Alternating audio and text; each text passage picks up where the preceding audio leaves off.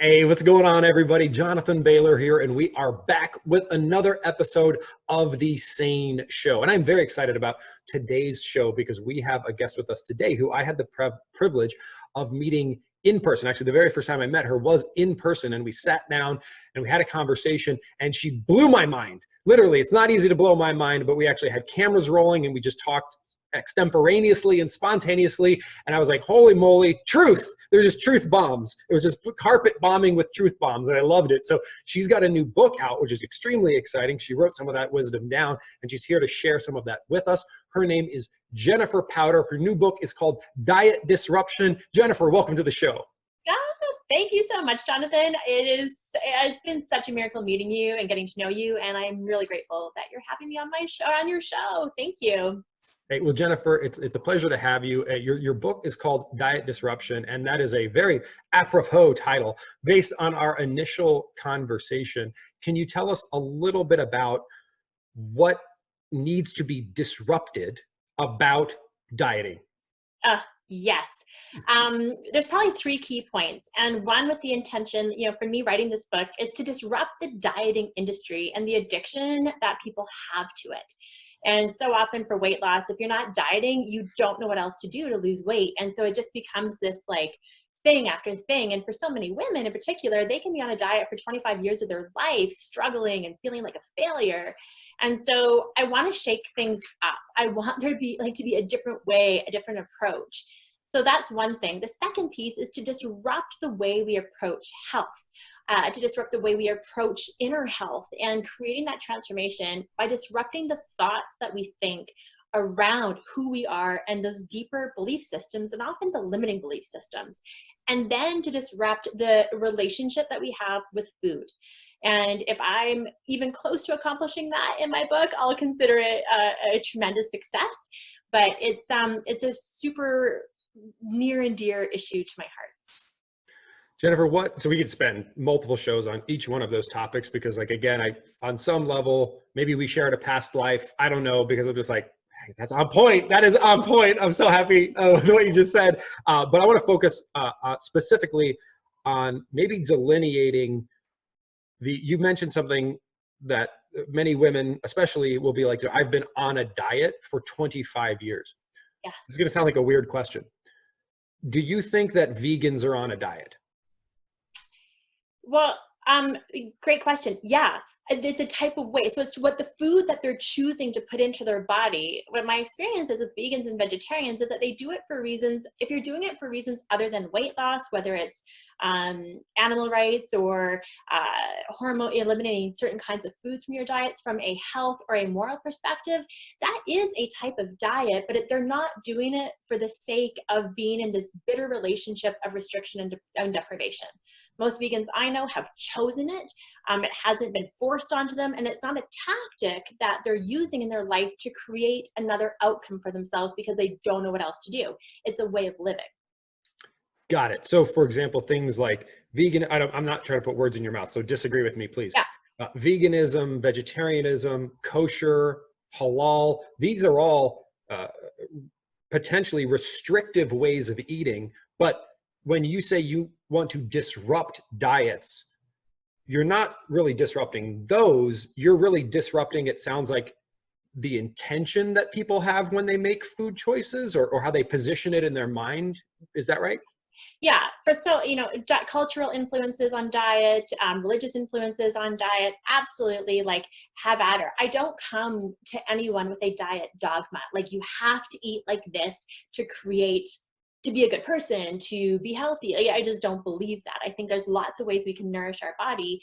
The problem, what I find, is the dieting industry. So I'm talking more about, when I say the word diet, the industry behind diets, where we're looking at the fad and short-term tactics that are pushed out there with good multi-million-dollar marketing budgets that promise the quick weight loss. And women, and then that's what I'm talking about, because that to me is where we get into harm, where it's eat this, don't eat that, can't have this, can't have that, restrict, restrict, restrict, eat less, move more, don't eat that. And the confusion around it is people don't even know what to be putting into their bodies or how to be healthy. And so that to me is where the harm is in the industry. What is the difference, or is there a difference? Sort of a loaded question. Let's just phrase it like this. What's the difference between dieting in the way you're describing for 25 years and having an eating disorder for 25 years? Yeah, I think both could be, I mean, I think it's just a different side of the coin, to be honest with you. You know, I think that and I have to be really clear, like I specialize in working with women. I have worked with men in the past. And what I found with women in particular, and I know that you serve a whole, wide range of people, but women have this cultural influence that gets pushed onto them very early in life and societal ideals. And so eating disorders, when we are striving for thinness or to be skinny, or often the deep-rooted belief systems around not being good enough or worthy enough to actually take care and nourish our body, that results in those eating disorders, which anorexia, bulimia, but then you can take it to binge eating disorder, which puts you onto the other side of the coin, and both are harmful. Whether you're underweight, grossly underweight, or grossly overweight, there's something deeper at play in your mindset, your belief systems, and really the heart and soul of how you're choosing to look after yourself. Jennifer, when you're working with people, it seems, I mean, I would hope most rational people would say that, anyone who thinks that that anyone that feels that their value as a person in any way correlates with the amount of adipose tissue on their body or fat on their body, that's not a productive mindset. How do you, when you're working with clients, for example, there's two facts. I'll posit, please disagree with me. Here's one fact. Judging your self-worth based on the amount of fat on your body is not helpful. Excess visceral fat is strongly correlated with all-cause mortality. Yes. How do we have that conversation? So I think that's the whole problem. Diets don't teach you a conversation that can take you deeper into that. It is food-based or exercise-based. So this is why your documentary, the books you've written, like the deeper conversations that we can have around almost this like philosophical approach to weight loss and health is critical. And it's the one that it needs to be exploded into the health wellness landscape. And so excess adipose tissue on your body for women, inherently, when they failed and failed and failed so many times to get rid of it, it's not that they failed on losing the adipose tissue or the excess fat. They're failing as a person. They're a failure. What they're trying isn't working. And so it becomes a blended belief system. It's no longer isolated to weight. It's, I'm not good enough. I'm going to, when I lose the fat, then I'm going to go out and live the rest of my life. I'm going to meet the guy. I'm going to go after that promotion. I'm going to put myself out there because right now I don't really feel like being seen. But when we take a look at all-cause mortality, I mean, quite frankly, I think that we are in such critical times where if you're not your own health advocate, if you don't understand food and food production right now, we're going to be victims to the food industry in terms of convenience foods, fast foods, processed foods. And I mean, and if we're not aware of it, then we're just passing down that ignorance to our children. And I feel really strongly about that too, as you can tell. So I want you to coach me. Okay. Yeah. So as a man, mm-hmm. and as the father of a daughter and the husband to a wife, so two very special women in my life, there is and the internet is a minefield in a lot of ways, right? So when we talk about body positivity, there are some people who might misunderstand that, which is, and again, correct me if I'm wrong. Like, so for example, let's say that a magic wand got waved and my daughter, who is only 18 months old, we found out that as an 18-month-old, she had 3 times more adipose tissue on her body than is healthy for an 18-month-old. Now that has nothing to do with her value as a person. That has nothing to do with how much I would love her or how anyone should. She should love her body, period. She should love herself, period. And I don't want her to die or get diseases prematurely. Yeah. How do we love ourselves and love our bodies and ensure that our bodies don't decay and pull us down from a disease perspective. Yeah. So it's interesting to use that metaphor, like to take a look at your daughter at 18 months old, because at that point in her life, she's under your direct influence of what she's consuming, right?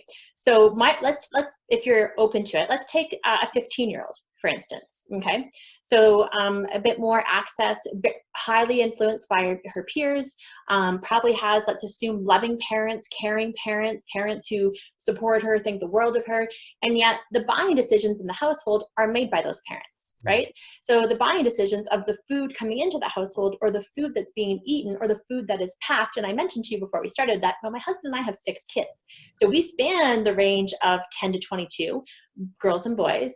And we're very aware of watching our children and watching the external influences put on them. We love all of our children and think they have incredible value. In our household, we talk about the value of being healthy, not the value of being thin or skinny, or we talk about wanting to have energy, wanting to be able to go and play sports and to perform and to really nourish ourselves so that our brain is functioning healthy. And that, yeah, I don't have to look far for a direct heart influence, which is my mom, who did not take care of herself in any way, shape, or form. She's in a wheelchair, can't walk, overweight, sedentary, blood pressure issues, cholesterol issues, cancer scare, has never once been well enough to ever babysit my children on her own. She's never changed a diaper. She couldn't. Right? So it's when we take a look at the decades of abuse that our bodies can sometimes take and handle, there is a breaking point, which will be disease. And so, I think that sometimes people forget this long play and they think, oh, it's not a big deal right now, I can take care of it later. Well, everything we do today affects tomorrow, 3 months from now, 6 months. And so you got to get a grip on it today and make that choice. It's not about loving yourself, but it is about living your best life, your most energetic life, and having access to that. And I would imagine, so I haven't had the opportunity to read your entire book yet, but I would imagine, I'm going to guess, I'm going to make a premonition here. When we talk about the value of health, and it's an unarguable scientific fact that, for example, visceral fat, there's a difference between fat that's sitting on your calf or your thigh and fat that's sitting in your abdomen, right? We Hopefully most of us are familiar with that term, visceral fat. There is a definite need for disruption in the diet industry, because when we talk about health, when we talk about long-term reduction of visceral fat and the dangerous forms of fat, does the act of dieting actually degrade health and increase your likelihood of accumulating dangerous visceral fat?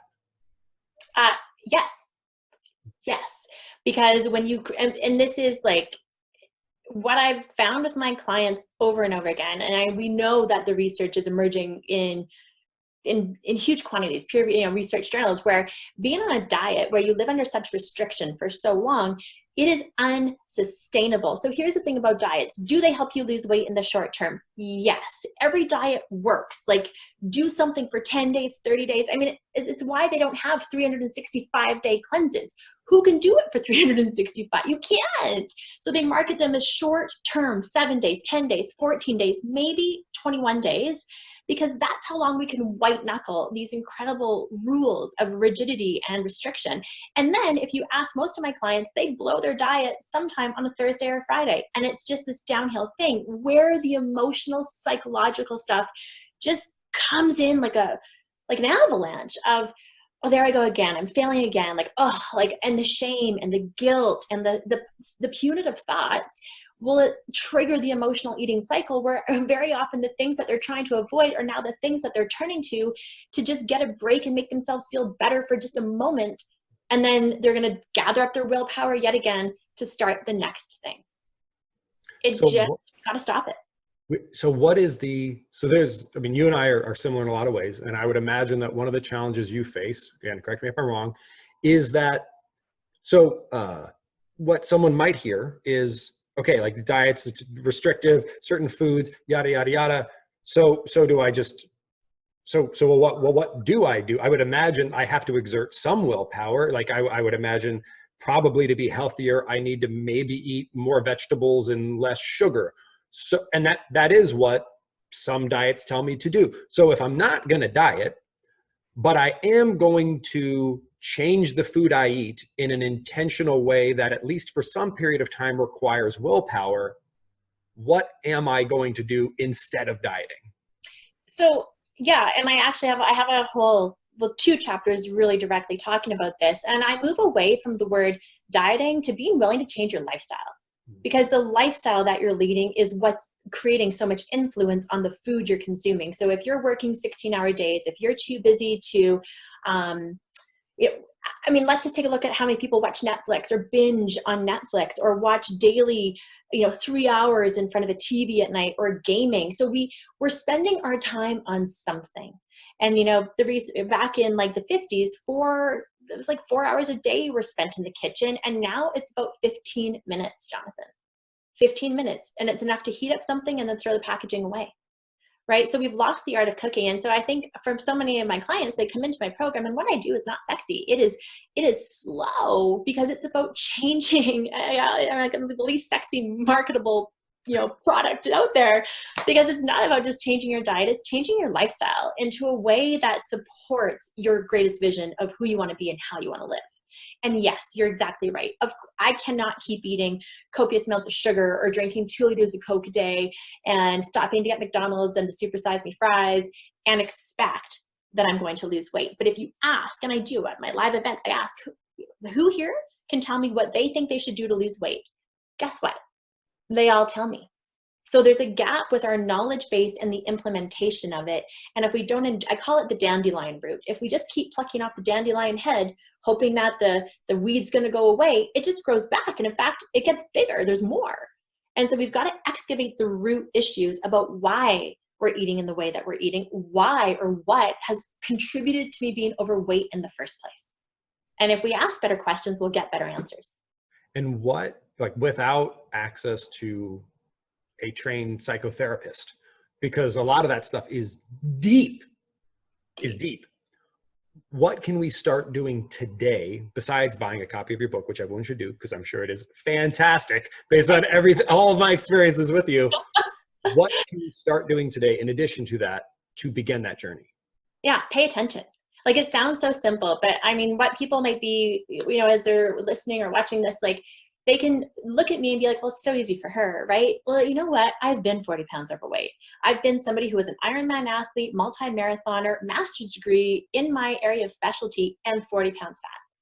And so I want to also put that out there, because I understand, I understand what is required to truly create change. And the first thing that I had to really take stock of was, what was I eating? When was I eating it, and why? What was going on for me? Because quite frankly, during the main part of my day, like I had little kids, I was actually eating pretty healthy. But what came into my body between 8 p.m. and 11, that was the root of my weight gain right there. And why? What was that about? And what I found out for me was, I was bored. I was lonely. I didn't know what to do. I wanted a break. I was tired. But I didn't want to think about all of that. I just wanted to numb out and I felt like I deserved something. And so I think that for anybody listening, even if you just start to notice, and it sounds so elementary, it's like, oh, we think we have to go to extremes, because again, that's the diet industry. But actually, slow steps are going to be the healthiest path. It's the healthiest path to true change, because it's one step at a time. If you can notice why you're eating what you're eating when you're eating it, then you can go, okay, what's that about? What's going on for me at 8 p.m.? So, it's a journey. I definitely say it's a journey. Well, speaking of journeys, we got to take a journey to the bookstore or to Amazon.com to pick up a copy of this book. So where can we go to learn more about you? Most importantly, Jennifer, because I know this is a book, but there's more going on here. So where can we go to learn more about you and more about this book? Yeah, thank you so much. You know what? I would love for everybody to go to dietdisruptionbook.com. I've actually created some pretty amazing book bonuses because of exactly what you said was, what do people do right now? If you don't have access to a psychotherapist or a coach or whatever, and I actually created a companion self-reflection guide where people can read the book or a chapter and then turn to the guide and start to do that inner work. And so you can go to Amazon directly and grab the book, but if you come to dietdisruptionbook.com, that's how you'll get the bonuses. Beautiful. Well, Jennifer, thank you so much for sharing your time and insight with us today. I know we just scratched the surface, barely, but that's why you wrote the book, right? Yes. Well, you asked such great questions too. So thank you for that. They were fantastic. Well, thank you again for being here and for the work that you do. And to everyone who's watching or listening to this or feeling it, or tasting it or touching it, whatever sense you're using to consume this show right now, I hope you have had a great time. And please do grab a copy of Diet Disruption. Go to dietdisruptionbook.com. Check it out. Jennifer is a rock star, so I'm sure you're going to learn a tremendous amount from this, and you're going to get, we talk a lot about on this show on what's really going on, and interestingly enough, how little at the core these issues sometimes have to do with food or exercise, and they have to do with something much bigger and deeper, and sometimes it takes a couple hundred pages to get there. So definitely invest the time and the money to go deep on that, because you're worth it. And thank you so much for being here. As always, remember, stay sane.